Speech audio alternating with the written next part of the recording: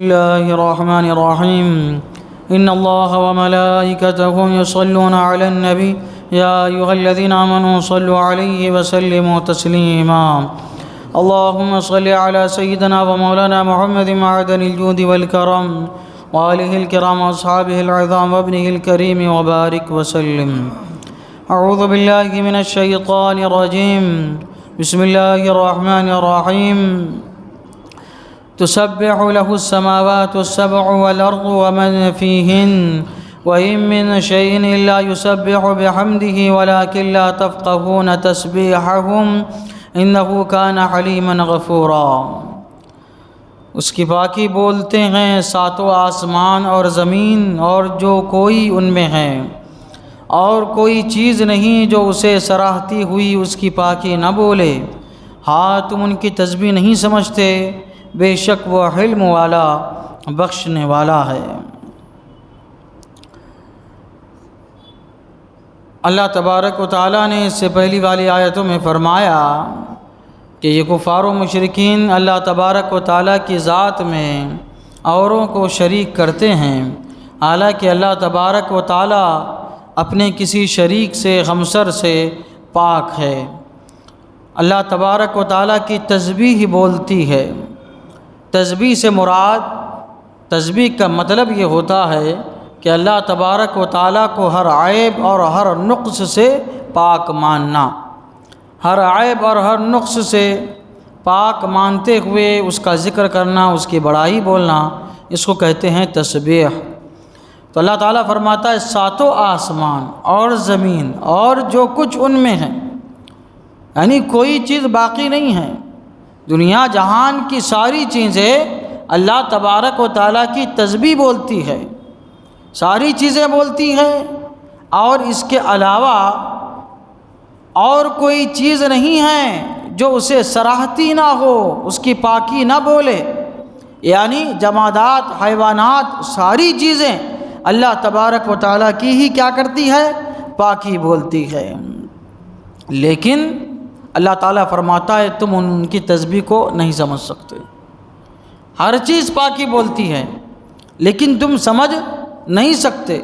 حضرت عبداللہ ابن عباس رضی اللہ تعالیٰ عنہما نے فرمایا ہر زندہ چیز اللہ تعالیٰ کی تسبیح کرتی ہے، اور ہر چیز کی زندگی اس کے حسب حیثیت ہے، اس کے حیثیت کے مطابق اس کی زندگی ہے. مفسرین نے کہا کہ دروازہ کھولنے کی آواز اور چھت کا چٹکنا یہ بھی تسبیح کرنا ہے. دروازہ کھولتے وقت جو آواز آتی ہے یہ بھی اس کی حیثیت کے مطابق اس کی تسبیح ہے. جب ہم چھت پہ چلتے ہیں، چھت کی آواز آتی ہے، یہ بھی کیا ہے؟ اس کی حیثیت سے اس کی تسبیح ہے. اور ان سب کی تسبیحات کیا ہے؟ سبحان اللہ و بحمدہ ہے.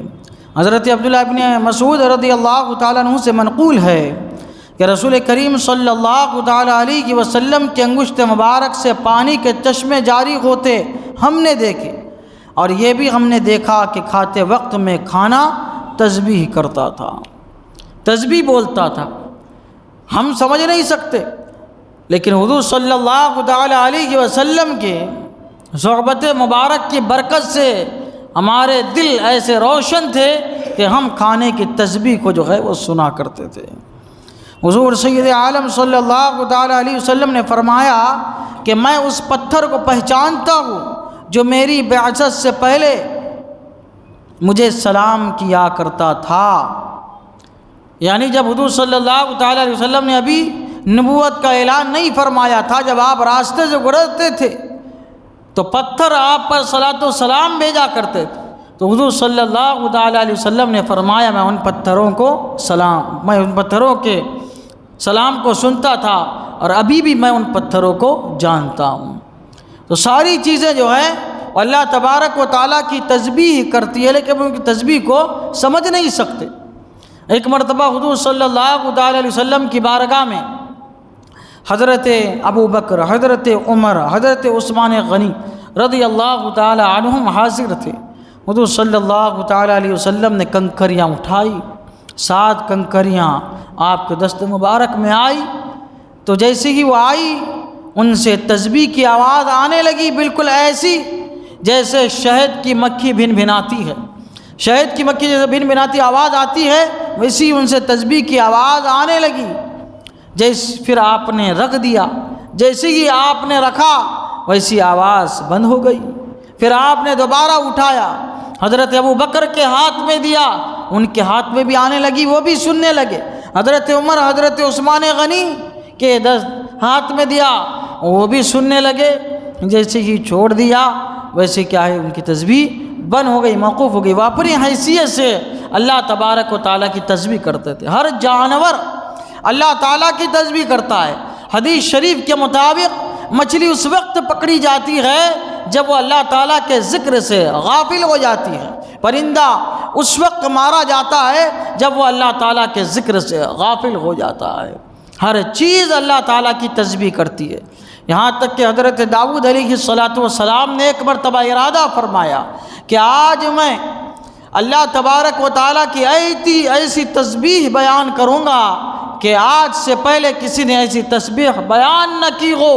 یا آپ نے کہا تو آپ کے حجرہ مبارکہ میں ایک مینڈک تھا جو کونے میں چھپا بیٹھا تھا، عرض کرنے لگا، اے اللہ کے نبی حضرت داؤد علیہ السلام، آج آپ جو ہے ایک رات تسبیح کرنے پر فخر کر رہے ہیں، میں 40 سال سے اللہ تبارک و تعالیٰ کا ذکر کر رہا ہوں، اس طرح ذکر کر رہا ہوں کہ ایک لمحے کے لیے بھی میری زبان اللہ تبارک و تعالیٰ کے ذکر سے خالی نہیں رہی ہے، اور میں 10 دن سے بھوکا ہوں، لیکن میں ایک اللہ تعالیٰ کی تسبیح ایسی بیان کرتا ہوں کہ نہ مجھے بھوک کی شدت محسوس ہوتی ہے، نہ مجھے پانی کی پیاس محسوس ہوتی ہے، اس کی لذت میں سب بھول جاتا ہوں۔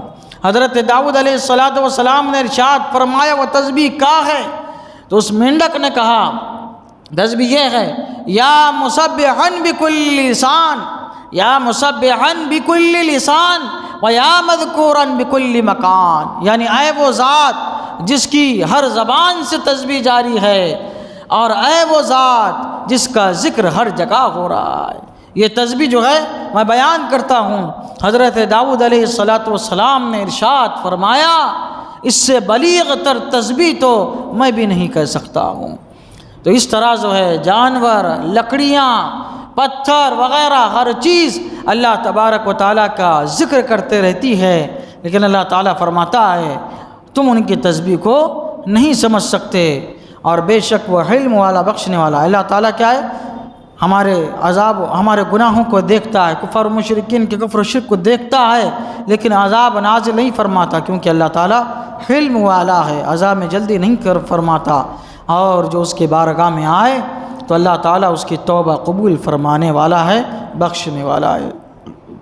اللہ تعالیٰ کی بارگاہ میں دعا ہے قرآن شریف سیکھنے سمجھنے، اس کے مطابق ہمیں اپنی زندگی گزارنے کی توفیق عطا فرمائے، ہمیشہ اس کا ذکر کرتے رہنے کی توفیق عطا فرمائے۔